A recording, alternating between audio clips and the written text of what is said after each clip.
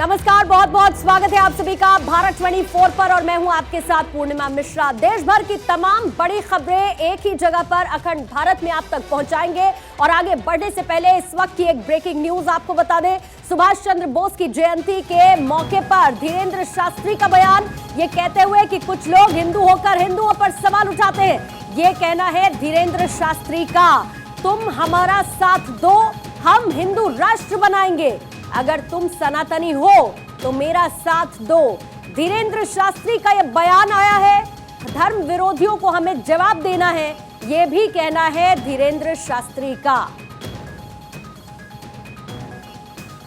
आज की यात्रा शुरू करने के पहले कथा विराम का दिन है और प्रारंभ में ही आज एक ऐसा दिन है, आज के ही दिन हमारे भारत देश के एक ऐसे महानतम महापुरुष जिन्होंने अंग्रेजों के पहले ही भारत को आजाद घोषित कर दिया था, ऐसे हमारे भारत देश के वीर सुभाष चंद्र बोस जी का आज जन्म उत्सव है।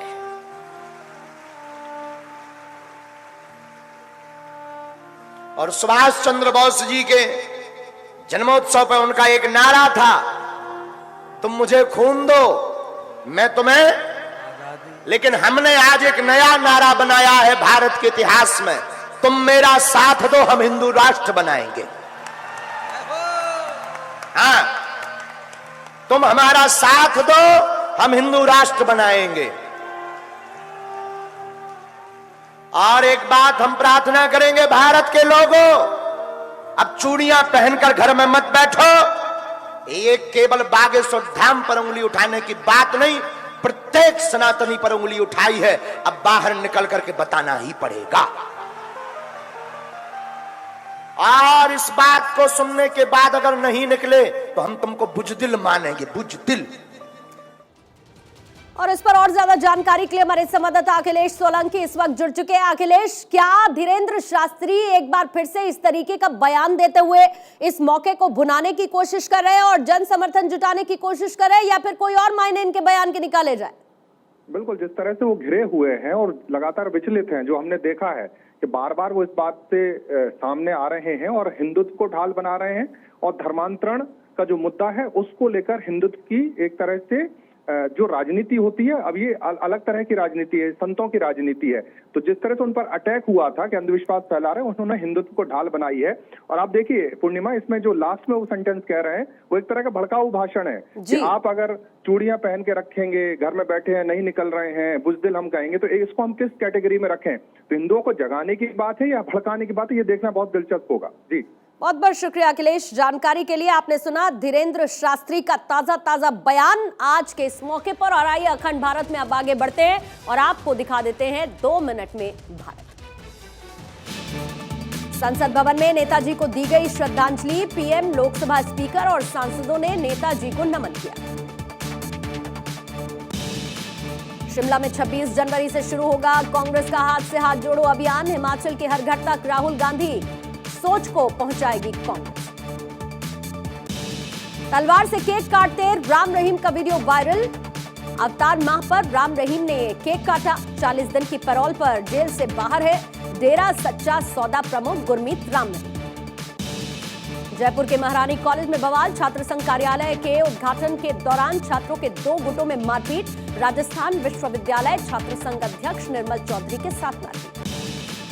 समंदर में अब दुश्मनों की खैर नहीं। भारतीय नौसेना में शामिल हुई INS वागीर। 5वीं कलबारी श्रेणी की पनडुब्बी है वागीर। गणतंत्र दिवस परेड के लिए दिल्ली के कर्तव्य पथ पर full dress rehearsal. Vijay Chowk से लाल किले तक जवानों का मार्च।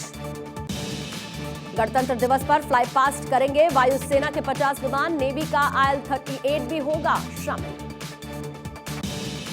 महाराष्ट्र के वाशिम जिले में जिला परिषद स्कूल में पिछले 2 साल से सिर्फ एक ही छात्र और एक ही टीचर। स्कूल में पहले से 4वीं क्लास तक होती है पढ़ाई।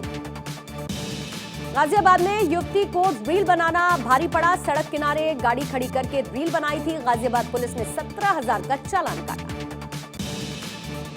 कुशीनगर में दिन दहाड़े बदमाशों ने ग्राहक सेवा केंद्र से किया लूट का प्रयास। सीसीटीवी कैमरे में कैद हुई घटना। पकड़े गए बदमाशों को लोगों ने जमकर पीटा। पुणे में पठान फिल्म का विरोध, बजरंग दल ने पोस्टर फाड़े। पोस्टर फाड़कर बजरंग दल कार्यकर्ताओं ने नारेबाजी की। पठान फिल्म पुणे में रिलीज नहीं होने देंगे। सांसद मनोज तिवारी के तरानों से झूमा विशाखापत्तनम। हमारे शाम आए हैं, हमारे राम गाने पर थिरकते नजर आए लोग। जीवीएल नरसिम्हा ने किया था कार्यक्रम का। आज नेताजी सुभाष चंद्र बोस की जयंती है और आज का दिन भारत के लिए खास है। मोदी सरकार ने आज अंडमान निकोबार के 21 द्वीपों का नाम परमवीर चक्र विजेताओं के नाम पर रख दिया। इन द्वीपों के नाम रखने पर दुश्मनों को मिर्ची लगनी जायज है, क्योंकि हमारे देश के शूरवीर एक बार फिर से जीवित हो उठे हैं। ये वो वीर हैं जिनके शौर्य से भारत ने अपने दुश्मनों को धूल चटाई है। इनके शौर्य की बदौलत भारत का लोहा सारी दुनिया ने माना है।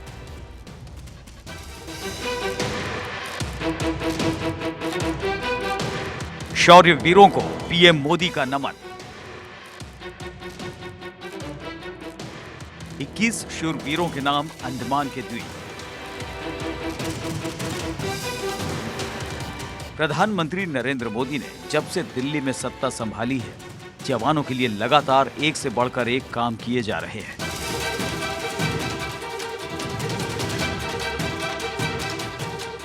जवानों को पीएम मोदी पूरे दिल से याद करते हैं।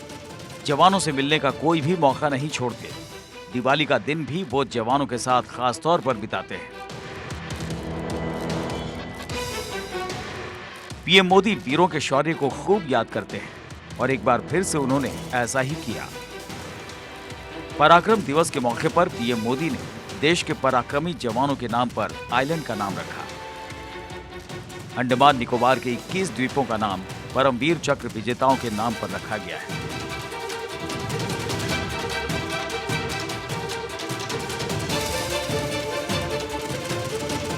पीएम ने वीडियो कॉन्फ्रेंसिंग के जरिए कार्यक्रम में हिस्सा लिया। इस मौके पर पीएम मोदी ने देश के जांबाजों को याद किया। अंडमान निकोबार के 21 द्वीपों का नामकरण हुआ है। इन 21 द्वीपों को अब परमवीर चक्र विजेताओं के नाम से जाना जाएगा। जिस द्वीप पर नेताजी सुभाष चंद्र बोस रहे थे, वहां उनके जीवन और योगदानों को समर्पित एक प्रेरणा स्थली, एक स्मारक का भी आज शिलान्यास हुआ है। आज के इस दिन को आजादी के अमृत काल के एक महत्वपूर्ण अध्याय के रूप में आने वाली पीढ़ियां याद करेगी। 23 जनवरी नेताजी सुभाष चंद्र बोस की जयंती है और इस दिन को पराक्रम दिवस के तौर पर मनाया जाता है। इस खास मौके पर केंद्रीय गृह मंत्री अमित शाह भी मौजूद रहे। पोर्ट ब्लेयर में अमित शाह ने इस कार्यक्रम में शिरकत की। इस दौरान अमित शाह ने परमवीर चक्र विजेताओं को याद किया। आज पराक्रम दिन है। नेताजी की 123वीं जयंती है। इस कार्यक्रम के साथ साथ जहां पर नेताजी रहे थे, वो सुभाष द्वीप पर आज उनका स्मारक बनाने का भी निर्णय किया गया है। ये दोनों कार्यक्रम, ये दोनों निर्णय देश के प्रधानमंत्री के निर्णय अंडमान निकोबार को फिर से एक बार अंडमान निकोबार द्वीप समूह को स्वतंत्रता की स्मृतियों के साथ समग्र देश के साथ जोड़ने वाले निर्णय है और मैं इसका बहुत बहुत मन से स्वागत करता हूं। अब सवाल यह है कि पराक्रम दिवस पर अंडमान निकोबार को क्यों चुना गया? तो इसकी भी खास वजह है। यहाँ के 21 द्वीपों को अब तक कोई नाम नहीं दिया जा सका था। अंडमान में पहली बार तिरंगा फहराया गया था। अंडमान में पहली आजाद भारतीय सरकार का गठन किया गया। अंडमान और निकोबार द्वीप समूह का ऐतिहासिक महत्व है। इसे ध्यान में रखते हुए नेताजी के सम्मान में साल 2018 में प्रधानमंत्री मोदी ने रॉस द्वीप का नाम बदलकर नेताजी सुभाष चंद्र बोस द्वीप कर दिया था। इसके साथ ही नील द्वीप और हैवलॉक द्वीप का नाम बदलकर शहीद द्वीप और स्वराज द्वीप हुआ था। और अब 21 परमवीर चक्र विजेताओं के नाम पर द्वीपों का नाम रखा गया है। पीएम मोदी ने बता दिया कि जांबाजों के लिए वो कुछ भी कर सकते हैं।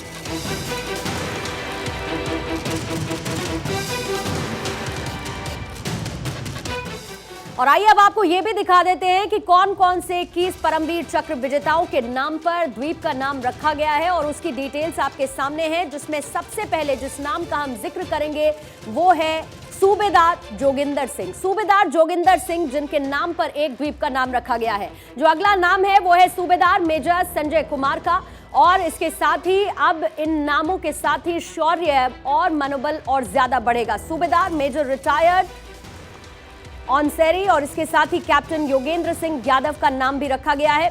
अगला नाम जो आपके सामने है, नायब सूबेदार बाना सिंह का नाम रखा गया है। जल्दी से नाम आपको दिखाते चलेंगे क्योंकि ऐसे 21 द्वीप है जिसमें कैप्टन विक्रम बत्रा का नाम भी शामिल है। इसके साथ ही कैप्टन मनोज कुमार पांडे का भी नाम इसमें शामिल है। अगला नाम है मेजर सोमनाथ शर्मा का, जिनके नाम पर एक द्वीप का नाम सूबेदार एवं ऑनरेरी कैप्टन करण सिंह का नाम भी इसमें शामिल है। साथ ही मेजर राम रघोबा राणे का नाम भी है। अगला नाम है नायक जादूनाथ सिंह का, इनके नाम पर भी अब एक द्वीप को समर्पित कर दिया गया है। फ्लाइंग ऑफिसर निर्मलजीत सिंह सेखो का नाम भी है, और साथ ही मेजर रामास्वामी परमेश्वरम का भी नाम शामिल है, जिनके नाम पर अब एक द्वीप समर्पित है। साथ ही मेजर होशियार सिंह भी, अब उनको भी सम्मान इसी तरीके से दिया गया है। सेकंड लेफ्टिनेंट अरुण क्षेत्रपाल का भी नाम इसी में है। साथ ही लेफ्टिनेंट कर्नल आदिशिर तारापोर का नाम भी शामिल है। कुल मिलाकर 21 ऐसे नाम, जिसमें लांस नायक अल्बर्ट एका का नाम भी शामिल किया गया है, जिनके नाम पर एक द्वीप को समर्पित किया गया। मेजर शैतान सिंह को भी इसी तरीके से सम्मानित किया गया है। हवलदार अब्दुल हमीद के नाम पर भी अब एक द्वीप का नाम रखा गया है। इसके साथ ही कंपनी हवलदार मेजर पीरू सिंह को भी सम्मानित आज के इस खास मौके पर नाम के साथ किया गया।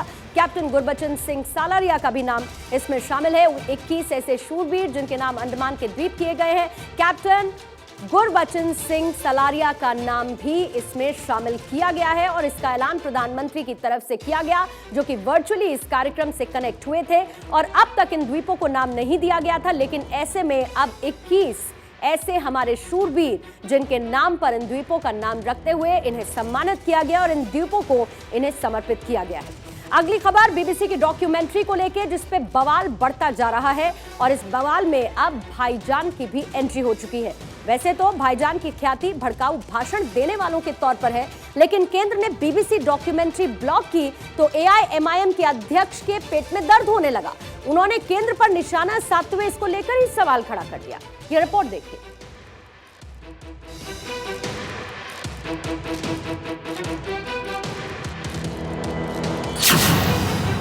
डॉक्यूमेंट्री बीबीसी की दर्द ओवैसी को। डॉक्यूमेंट्री बैन, उड़ा ओवैसी का चैन। भड़काऊ भाषण वाले भाईजान को लगी आग। एआईएमआईएम अध्यक्ष असदुद्दीन ओवैसी की ख्याति भड़काऊ भाषण को लेकर है। भड़काऊ भाषण देने वाले के रूप में है। वो हमेशा से एक कौम को भड़काने में लगे रहते हैं और इसी के जरिए अपनी सियासत चमकाते हैं।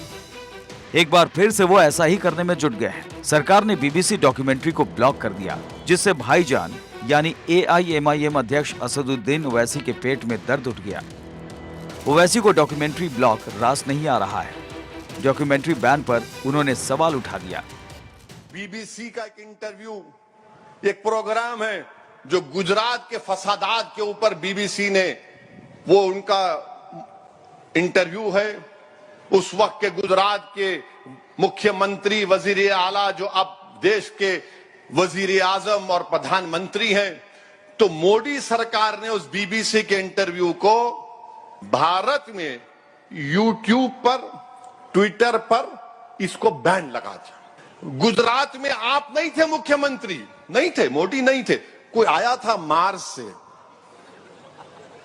सैटर्न से आया था, कोई प्लेनेट से आया होगा क्या, हम आप नहीं थे, आके मार के चला गया। बीते दिनों बीबीसी ने एक डॉक्यूमेंट्री बनाई जिसमें प्रधानमंत्री नरेंद्र मोदी और देश की छवि को खराब करने की कोशिश की गई। इस डॉक्यूमेंट्री में गुजरात दंगों की कहानी बताई गई है। साथ ही पीएम मोदी की छवि को धूमिल करने की भी कोशिश की गई। इसके बाद केंद्र सरकार ने बीबीसी की इस डॉक्यूमेंट्री पर प्रतिबंध लगा दिया। और जब डॉक्यूमेंट्री बैन हुई तो इस पर AIMIM के चीफ असदुद्दीन ओवैसी ने प्रधानमंत्री नरेंद्र मोदी पर तीखा हमला बोला। ओवैसी यही नहीं रुके, उन्होंने इस विवाद में टीपू सुल्तान को भी घसीट लिया। ओवैसी ने टीपू सुल्तान को देशभक्त बताते हुए गोडसे पर बनने वाली फिल्म को लेकर सवाल किए। उन्होंने बीजेपी को चुनौती देते हुए कहा कि वो गोडसे की फिल्म को बैन करके दिखाए।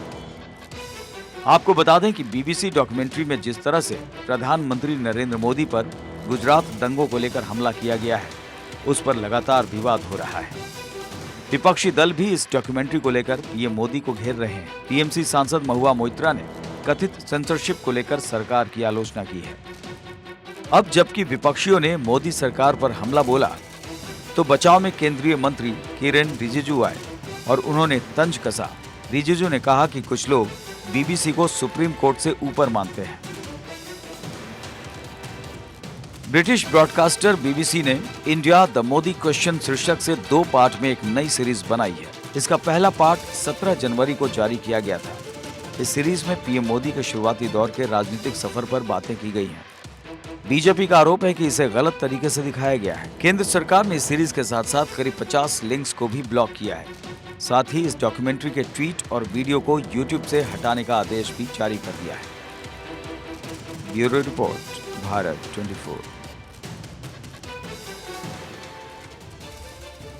प्रधानमंत्री आवास योजना में बड़े पैमाने पर गड़बड़ी की शिकायतों के बाद मामले की जांच जारी है और वहीं इस मामले में रोजाना नए खुलासे हो रहे हैं। ऐसा ही खुलासा हुआ दीदी के राज्य यानी कि पश्चिम बंगाल में, जहां TMC के नेता गरीबों के हक पर डाका डालने में जुटे हैं।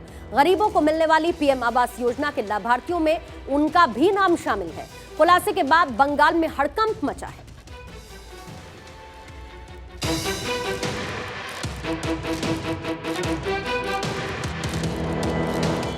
हाउसिंग फॉर ऑल, सबके लिए घर, ये हमारा सपना भी है और संकल्प भी है। मतलब आपका सपना मेरा सपना है, आपका सपना देश की सरकार का सपना है।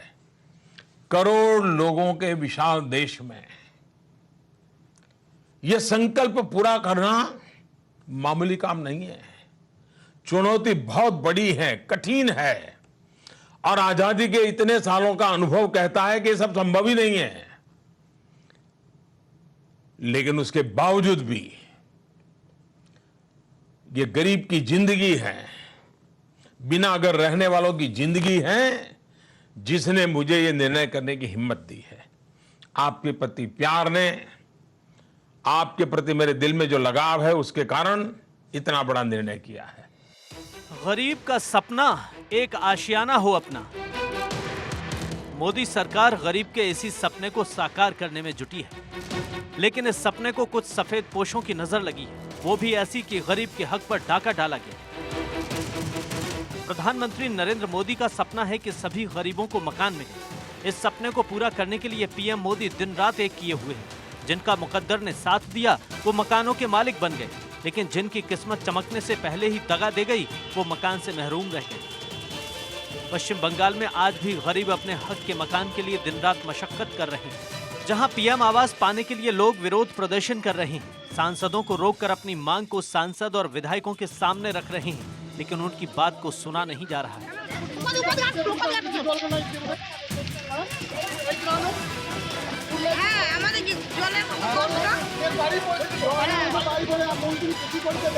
और तो और पश्चिम बंगाल में प्रधानमंत्री आवास योजना में बड़े मामले में गड़बड़ झाला मिला है। बंगाल में ऐसे लोगों को PM आवास के तहत मकान आवंटन कर दिया गया है जिनके पास पहले से 2 मंजिला, 3 मंजिला और 4 मंजिला पक्का मकान है। TMC के कई नेताओं और कार्यकर्ताओं का नाम लिस्ट में है। PM आवास योजना लाभार्थियों के लिस्ट में नाम है। लिस्ट में जमालपुर में TMC नेता निताई कुंडू का नाम है। निताई कुंडू का पहले से ही पक्का मकान है। रुद्रपुर में TMC नेता कबीरुल हक का नाम भी लिस्ट में है। TMC के कई नेताओं के नाम इससे जुड़े हुए हैं। जांच में यह भी पता चला है कि जिला और पंचायत स्तर पर प्रशासनिक मिली भगत से इस लिस्ट को तैयार किया गया और इसके तहत निकाले गए पैसे बने बनाए मकान को रेनोवेशन यानी चमकाने में खर्च किए गए। ऐसे में आपको ये जानना जरूरी है कि इस योजना का लाभ किसको मिल सकता है। BPL कार्ड धारकों को इसका लाभ मिलता है। कच्चे मकान वालों को इसका लाभ मिलता है। अब आपको बताते हैं कि किन लोगों को इस योजना का फायदा नहीं मिलेगा। सरकारी कर्मचारी इसका फायदा नहीं उठा सकते। 10,000 रुपए प्रति महीना कमाने वाले को भी इसका लाभ नहीं मिलेगा। 2 पहिया और 4 पहिया वाहन रखने वाले भी लाभार्थियों की सूची में नहीं। 50,000 से ज्यादा किसान क्रेडिट कार्ड वाले भी इसके पात्र नहीं हैं। 2.5 एकड़ से ज्यादा जमीन रखने वाले भी पात्र नहीं। प्रधानमंत्री नरेंद्र मोदी ने 2015 में पीएम आवास योजना लॉन्च की थी। इसका उद्देश्य था कि सभी के पास अपना पक्का मकान हो, लेकिन अब जो बंगाल में गड़बड़ियां आई हैं, ऐसे में टीएमसी पर सवाल उठने लाजमी है। टीएमसी अपने आप को गरीबों की पार्टी कहती है, लेकिन टीएमसी के नेता गरीबों के हक पर ही डाका डालने में जुटे हुए हैं। Bureau report, Bharat 24। किसी देश की मजबूती उस देश की सेना की मजबूती पर निर्भर करती है और इसीलिए भारतीय सेना आए दिन खुद को और ताकतवर बनाने पर काम कर रही है। इसी कड़ी में स्कॉर्पियन क्लास की 5वीं पनडुब्बी आईएनएस वागीर को नेवी में आज शामिल कर दिया गया। गणतंत्र दिवस से ठीक पहले भारतीय नौसेना के बेड़े में शामिल हुई इस पनडुब्बी को समंदर का साइलेंट किलर भी कहा जा रहा है।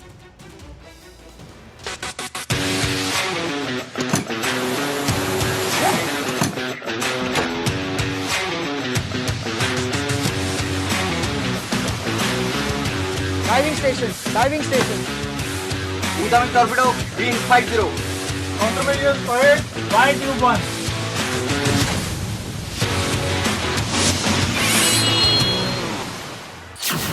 समंदर में अब दुश्मनों की खैर नहीं।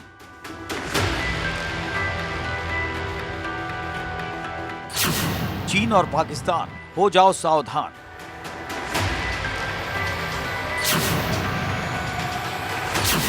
समंदर में आ गई साइलेंट किलर।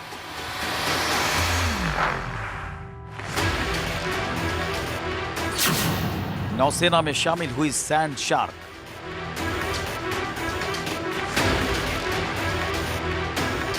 हिंद महासागर में चीन की बढ़ती ताकत के बीच भारतीय नौसेना की ताकत पहले से और बढ़ गई है।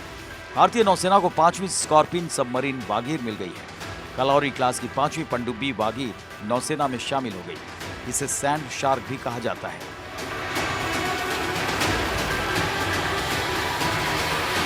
ये स्वदेशी पनडुब्बी दुश्मन को ढूंढकर उस पर सटीक निशाना लगा सकती है। पनडुब्बी में ऑक्सीजन बनाने की क्षमता है, इसलिए ये अधिकतम 50 दिनों तक पानी के अंदर रह सकती है। आईएनएस वागीर साइलेंट किलर है। वागीर का नाम सैंडफिश की एक प्रजाति पर रखा गया है, जो भारतीय समंदर की एक घातक समुद्री शिकारी है। आईएनएस वागीर की खास बात यह है कि यह बेहद खामोशी से अपने मिशन को अंजाम देती है। यह सबमरीन स्टेल्थ तकनीक से लैस है, जिसके चलते रडार भी आसानी से इसे नहीं पकड़ पाते।